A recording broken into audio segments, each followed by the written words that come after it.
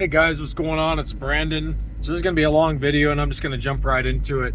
So there was a nice girl from General Motors who called me today from a survey that I filled out a couple days back. The survey was about, I thought it was about my 2023 because it's a survey like I'd never seen before, but as it turns out, it was a survey for the zr1, and that became evident to me when they shot me a response email and said, sorry to hear about your 2023. Let us know about the 2026, which is what the survey was for. So they didn't explain at the beginning of the survey which car the survey was for. I haven't really driven the 2026 zr1 much. So I don't really have, the car didn't even have 500 miles on it yet. It's not even broken in yet.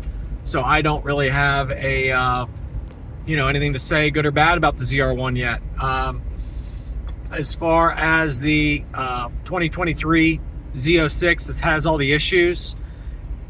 I thought I made this pretty clear in previous videos that I've got the ability to take that broken engine and go on to the YouTubers who have 1 million subscribers and 500,000 subscribers, not views per video, subscribers. So they end up getting 2 million and 20 million views on their videos when they tear down these motors.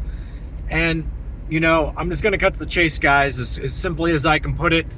If you work at General Motors, I would highly advise you might want to start writing your superiors emails and say, hey, I like having a job. Let's say your name's Mr. Smith. I, Mr. Smith, like having a job at General Motors and making decent money. And, I don't know all the ins and outs about what you guys are doing with planned obsolescence, but it sounds to me like this Brandon guy on YouTube at Vet Titans, he's kind of sharp, maybe a little on the autistic side or something, but he's kind of sharp when it comes to machines. And part of me is starting to think he might be onto something, that you guys have created this scheme. And frankly, I don't want to be unemployed anytime in the near future because our company declares bankruptcy. And he might have a point that if this stuff's brought to the public's attention about the planned obsolescence, one, our car sales, our vehicle sales, our truck sales are going to diminish. And two, we're probably going to endure a lot of class action style lawsuits about failed motors, since this guy says that there's a planned obsolescence situation. So, as nasty as this guy's been, he hasn't uploaded the videos of the motor while it's in its failed state on his C8 Z06, which he said he could easily do, but he knows that it's going to severely harm General Motors' future sales of C8 Z06s and probably C8s in general. And it might harm General Motors when he explains how it's all a planned obsolescence situation with no check engine light. Again, if you work at General Motors, you might want to start writing Mark Royce letters about this stuff, because that's really where I'm backed into a corner now, guys, where I'm going to have to present this stuff soon. And I'm going to present it. This stuff's worth a lot of money. These videos, I have foregone having viral videos go up on the internet that's going to cause General Motors a lot of trouble when it can gain me a lot of money. I have exerted a lot of self-discipline not to release these videos yet. I try to be a man of my word. I said if General Motors, covers the motor under warranty, it won't go up on one of these YouTube channels that tear down the motors, because when it goes up on those YouTube channels that tear down the motors, it's going to be accompanied with the video that shows the audio of the engine in self-destructive state. And it's going to show that I was on a cliff road where I couldn't easily get a tow truck to pick me up. Okay. And it's going to show that for many minutes prior to the engine making horrible noises, the engine wasn't making any noises. Because when I go to the mountains, I like to videotape for long periods of time. That's not a secret. And sure enough, and I might even check the oil level on this video that proves that the oil's where it should be, that everything's as it should be. So General Motors really, hypothetically speaking, isn't going to have a leg to stand on when I put up this 15-20 minute long video that shows the engine go from everything's great and peachy to all of a sudden starts making crazy noises after I get into high revs a couple times in the mountains, hypothetically speaking. So that's gonna be a viral video for whether it's Dave's auto repair center out in Utah, or whether it's any of these engine teardown shops.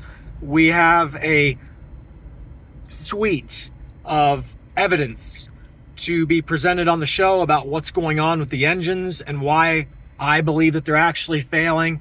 And it's not because they come with bad bearings, it's because they develop bad bearings from the detonation, which General Motors is cloaking. Okay, it's cloaked detonation. And that means that it's a class action, because civilians deserve to know when their engines are undergoing severe detonation.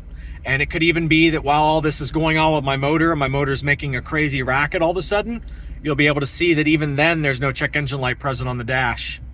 And you might be hypothetically even able to see that when I pull the car into the first Chevrolet store, they say you have detonation codes present, but there's no check engine light on the dash.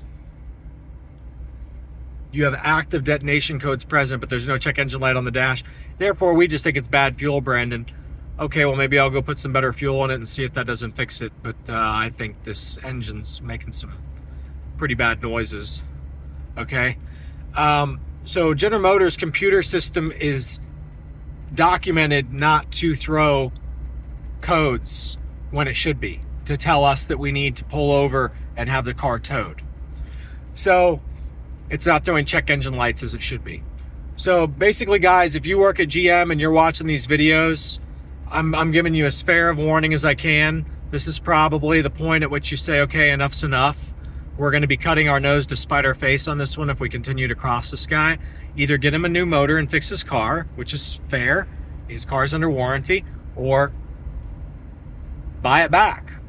Or don't do either and see what happens next. So that's really where we're at, guys. I'm sorry, but that's really, I'm trying to put it as short and sweet as possible. And I explained this today to the survey girl who called me all nice and sweet. I said, you need to take this audio call and you need to promote it to the highest levels within GM and let them understand that this isn't a game anymore.